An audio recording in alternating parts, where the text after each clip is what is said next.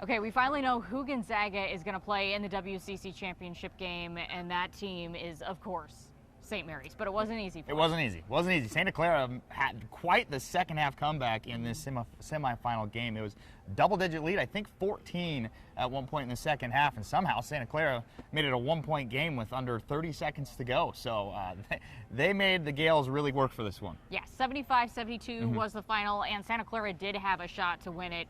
At the end, it just didn't fall down. Yeah, they had 3.6 seconds left to go the entire length of the floor. Right. That's pretty difficult, unless your name's Jalen Suggs, apparently, to pull off. So that did not go their way. But I think it's safe to say that even though it would have been fun to play Santa Clara, I think Gonzaga fans would have enjoyed that.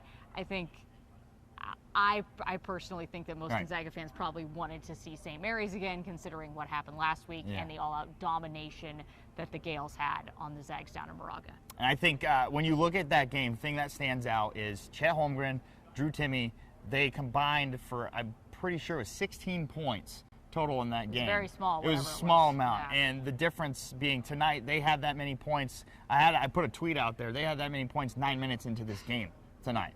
So, you know, I think as long as Drew and Chet get things going, I don't see there being as many problems as there was. Yeah, absolutely. I mean, Drew, Chet, and Anton had the first 18 Gonzaga points of this game. The Gonzaga bigs were having themselves a night. Anton was also pretty quiet in that SMC game. I did ask Drew Timme after the game what it was like to see their bigs rolling again like that, and he said, well, that's just what we do. That's just Gonzaga basketball. We just got back to being ourselves. We got away from it a little bit. And I think he's right. You know, during that St. Mary's game, first of all, I don't know if they super got away from being Gonzaga basketball, but Drew wasn't hitting the shots that he normally hits, and even Randy Bennett admitted that in the halftime interview. He's like, well, he's just not making the shots he normally makes. Right.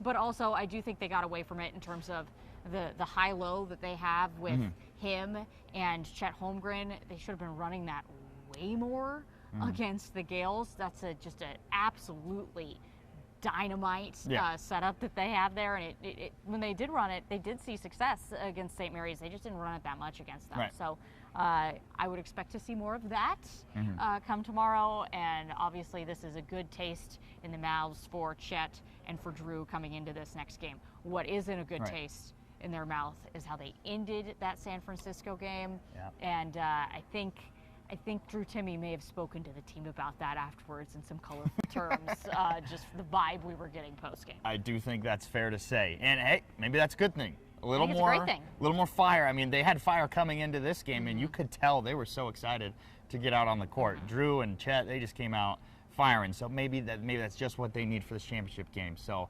obviously, not an easy one. No. You're going to have to work for this one. Not a given by any means. 17th ranked team in the country, but we've seen what Gonzaga can do against them before when they won game one in the Kennel. Yeah, and that was a pretty relatively easy win. And by the way, Drew post-game, he was not in a good mood. He was a salty fellow, okay? And I'm almost positive it was because of the way that game ended, and you could tell he was just not pleased. And Drew is very much into upholding the Gonzaga way and upholding the standard. And when he feels like this team doesn't meet that standard, he is not shy about it. And I think that was what was happening tonight. Yeah, and I will throw this in. I was by the Gonzaga bench tonight. Drew got into foul trouble early, had to come out of the game. He was rolling. Yes. He was on fire to start this game, and you could tell how frustrated he was to leave the game and, you know, kind of lose that momentum he had. And the team kind of lost that momentum because that's when that stretch for USF happened. So hopefully tomorrow he can stay out of foul trouble and keep that hot streak going. Yeah, ended up with 4 fouls tonight. He still had 22 points on 9 of 13 shooting. You would have never known that he had 4 fouls in this game if you looked at the stat line and didn't see the number of fouls. So a great game from Drew. We'll see if he can carry that on against St. Mary's. He's historically had great games against the Gaels in the past. What happened down in Moraga was an absolute aberration. Coming into that game in Moraga, he was shooting over 70% in his career against the Gaels. So I would expect to see that Drew way more than the Drew we saw a week ago. Agreed. I think it's pretty fair to say he'll be back. It's just an off night. It happens. It does. It happens. We all have our bad nights, We ladies do. and gentlemen. We got to just live with them. So there you go. Gonzaga, St. Mary's, they tip at 6 o'clock on ESPN in Las Vegas. We will be live in our 4 and 5 o'clock shows.